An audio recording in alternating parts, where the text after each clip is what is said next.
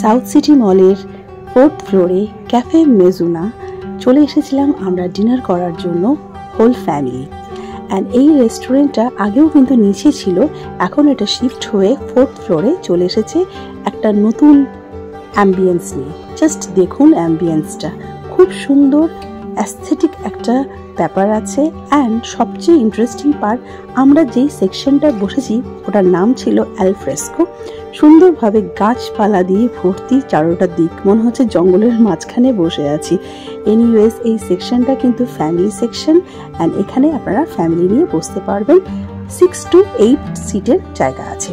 And বাকি যেই বাইরের দিকটায় আছে ওখানে আপনারা 4 to 5 জন বসে যেতে পারবেন।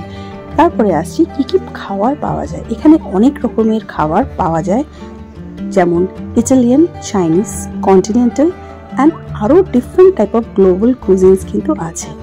আমরা অনেক রকম খাবার অর্ডার দিয়ে ফেলেছিলাম, যার জন্য কি অনেক খাবার আমাদেরকে রিটার্ন নিয়ে আসতে হয়েছে বাড়িতে।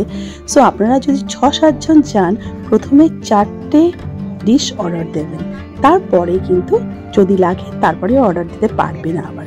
কিন্তু প্রথমেই যদি বেশি অর্ডার দিয়ে দেন, কোয়ান্টিটি কিন্তু অনেকটা করেই আছে। সো আপনারা একটু বুঝে অর্ডার দেবেন। প্রাইস হ্যাঁ একটু হাই আছে, বাট দেন খাওয়ার খুবই ডেলিশিয়াস।